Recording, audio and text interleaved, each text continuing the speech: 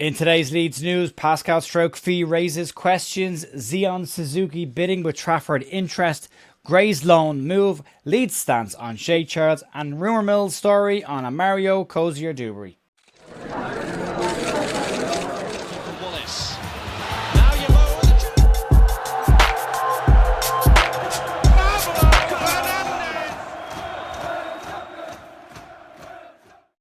Monday 29th of June, Jer here at the Leeds View with your Leeds United news. Hope your day is going well. Hope your weekend was lovely as well. We're at that point of the middle bit of the end of season, new season period where it's gotten really quiet locally. We're trying to find a bit of detail on a couple of the stories that floated around this weekend. Everyone's gone to the ground. It's got very quiet. Now we are approaching that 1st of July deadline where players will be climbing over each other to get in the door at Leeds United, as we all know. But it will be an interesting couple of days. More so, I think, from a purchasing perspective than an exit perspective.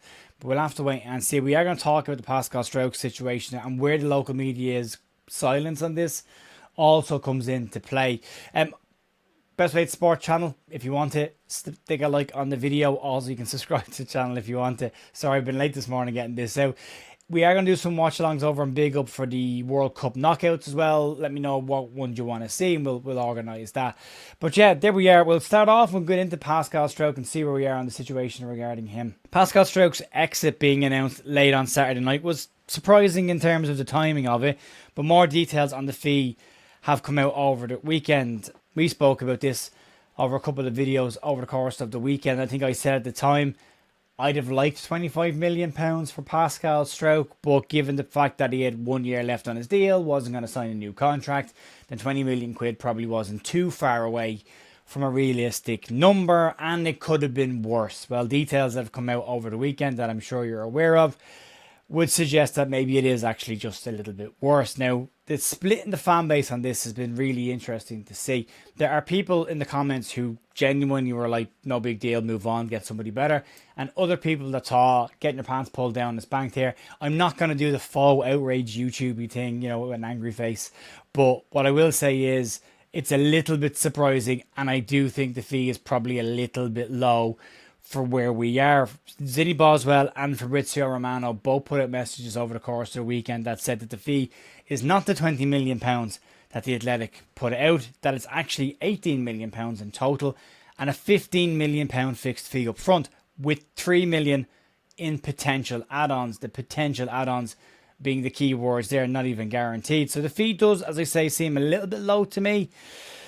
We don't know the full details around what's actually going on here. We're only working off of a couple of lines in a tweet, so we do need to get more information on it. I did think this morning, which is why I delayed putting the video out, that we would get some news from the Athletic or from the YEP about this situation. They're all very quiet on it, which is unusual. Although it's Leeds in a transfer window, it probably shouldn't be that unusual that it's gone very quiet. But for me, less than £20 million is probably a little bit low. I'm not sure, as I say, the full details. No point in getting angry about something and then in a week's time finding out there's more details to it and having to roll back on it. So there's no point on that. But either way, the deal itself is expected to get wrapped up pretty quickly. I still think we probably need to wait and see what the actual structure of this deal is, why they've gone for this, whether anyone else interested in the player, and if not, why they've gone so early on it. So yeah, I do feel there's more to come out on this, but we'll wait and see, and we'll give you the detail as and when we get it. Let's talk about Zion Suzuki. Well, Zion Suzuki and James Trafford. The Zion Suzuki reports are not going away anytime soon, but there's still, again, nothing from the local media. More reports over the weekends have come out that Leeds United are interested. They're making a move. They put a bid. There's a contract ready. All this stuff has been going on, but it's all coming from Italian sources being aggregated locally like we're doing right now. There was one report over the weekend that said that Leeds United had a contract ready to go to present to Suzuki once he got back from the World Cup, which would suggest that Leeds may have held talks with his representatives. I'm saying may have because of the sources that are on this, not the journalists that put the message out there, but the sites that are running with it right now in Italy. As I say, the vast majority of reports on this are based in Italy, so no matter how much noise there is around the player being linked to Leeds, we were in this situation last year. If there are tons of reports coming from Italy, I will have the salt cellar ready to go to sprinkle a bit on this, because you never know when it comes to Italian reports. These are the ones that have come out. Calcio Mercato are reporting that Leeds and Aston Villa have already made their moves for Zion Suzuki with Parma, with Leeds described as leading the race and ahead of Aston Villa to get him. Then Tutto Mercato have had their say on this, and they say the player has ambitions of playing in the Premier League, but he did turn down a move to Manchester United in the past. Parma paid £8 million for Suzuki back in 2024, and they're said to want at least €30 million. That's about 25-ish million pounds for him right now. Now that fee changes depending on the publication that you read. In the UK, Team Talk are the only ones that have picked this up, and that is always, as I say, a little sprinkle of salt on their stuff. But they're sharing reports that have come out from Italy around Suzuki, and they say that reports in Italy believe that Leeds are ready to launch a bid for Suzuki. So you've got one report saying Leeds have made their move, another report saying there's a contract ready, and another report saying that Leeds are ready to launch their bid. Tutto Mercato say that Leeds United are now convinced that the 27 times capped Japanese international has what it takes to be a success in the Premier League. Now we've all seen this before. We've seen with other goalkeepers that have come into the Premier League, not just with Leeds. Until you're in the Premier League, until you're in England, until you're facing what everyone faces into there, you can't really judge that. Parma are said, according to Tutto, to be open to a move for the player, but they say that they want €40 million. That's about £34 million, and you're getting up to Leeds' record transfer territory right there in that fee. So it does feel a little bit high. Reports also say that Leeds will allow Lucas Perry to move away from the club this summer, and the funds from that could be used to try and finish the deal to get Suzuki through the door. There's also reports that say Leeds have a 5-year contract ready to put on the table for Suzuki. Now, crucially here, there are some other reports in Italy that AC Milan are interested in bringing a goalkeeper in. That fee feels very much outside of what AC Milan are likely to pay for any player this day and age. So that's interesting. And again, local context on this. Nothing from the YP, the Athletic, or Isaac Johnson Leeds Live just yet. That obviously could change. But the YP are saying, though, is that Leeds do have interest and do like James Trafford. Now, there's nothing more formal than that. There were rumours over the weekend that Leeds were trying to put together a deal to bring James Trafford to the club on loan for the season, maybe a bit longer than that. That would be a great move short term in terms of value as well.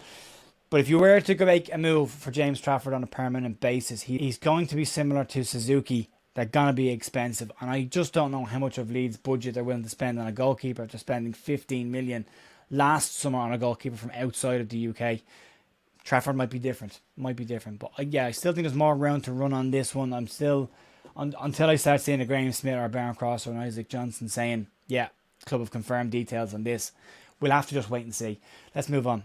Let's talk about Harry Gray then. And as we all know, Harry Gray is expected to go out on loan this summer. That's all but been reported by absolutely everybody at this stage. The question is, where will he go? And will it be the right move in terms of his development? A somewhat unreliable source has come out with some possible destinations for Harry Gray this weekend.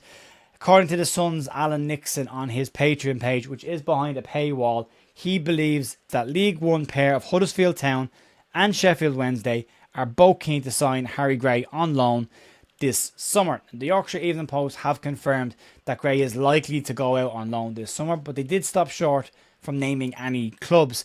Both sides are close to home. Both sides are in League One, where he was last season. Both sides need reinforcements in attack, so it's not rocket science to try and connect the dots on that one. Lee Sobot in the YEP this morning also said that he is expected to go out on loan, but that the destination hasn't been decided just yet. So, important year for Harry Gray, an important decision to be made on where he goes. Does he do pre-season with Leeds before he heads off on loan like last season, or do they just send him off on loan and let him settle into life at a new club?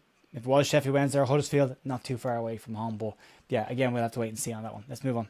So late on Saturday evening, the article from Simon Jones finally came out. We did do a piece earlier in the day saying we couldn't find the lines from him, the actual quotes from him. It did come out subsequently, so good that it did come out. But he did put out a piece that said Leeds had a second bid in for Shea Charles of up to £25 million, and that was rejected, and Southampton were holding out for £30 million. Now, Leeds' bid was up to £25 million, so not exactly £25 million, similar to the Pascal Struijk up to transfer fee. So a £30 million fee seems a bit more of a stretch than up to £25 million from Leeds.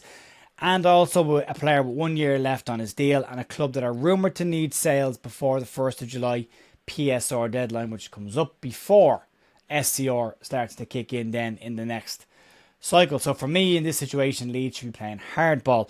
Some rumours over the weekend say that Leeds are unlikely to move past £25 million for Shea Charles, and there even could be a situation where Leeds use one of the current squad as a make way to try and get the deal done. There are players that Southampton might be interested in, that Leeds have on their books that might not need next season. You can guess which players they are. Crystal Palace are also rumoured to have entered the mix on this situation, and Leeds won't want to get themselves into a situation where they're in a bidding war. I think we can all accurately say out loud that if Leeds get into a bidding war, they're going to walk away straight away, as they probably should. So it does feel like we're getting to a point that if Leeds can't get good market value for Shea Charles, then you are getting to that territory where Leeds should and could walk away from this deal. One crease in this story that's worth talking about is the dates, and not from an incoming perspective from Leeds, but from an exiting perspective from Southampton. If the 1st of July PSR deadline, which caps off the current PSR cycle, that's the closing date on that, if that is the case,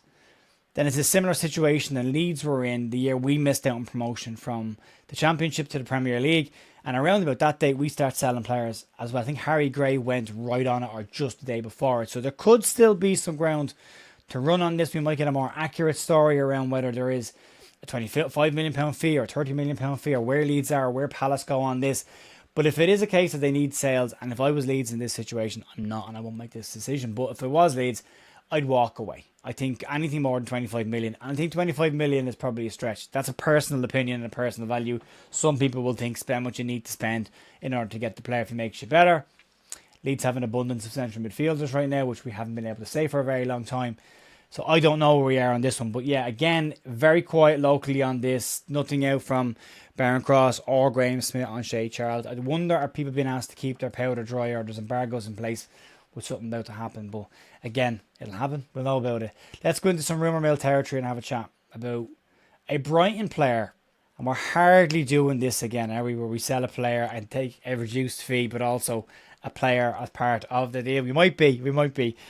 Not a very reliable source on this one. According to The Sun, Leeds and Hull City are said to both be interested in Brighton and Hove Albion winger Mario Cozzier-Duberry. Now, Duberry was on loan last season at Bolton Wanderers, had a very good loan at Bolton, 36 games, scored 9 goals, got 10 assists in League One. He's 21 years of age, he's a left footer, and he's rated fairly highly at Brighton. We all know the deal with Brighton, though. They don't sell players for cheap. That's what we do. They don't do that. I'm joking. But yeah, it will be interesting to see on this one. He has come through the Arsenal Academy system.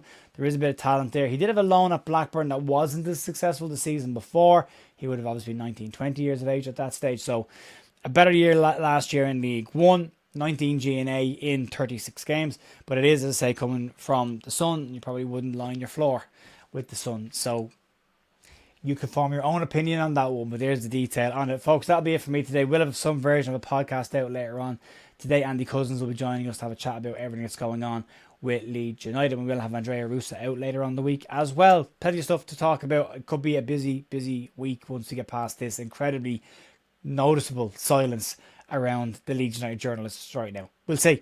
Folks, enjoy the rest of your day. Slap a like on the video on your way out the door. I'll talk to you soon. See you later. Bye.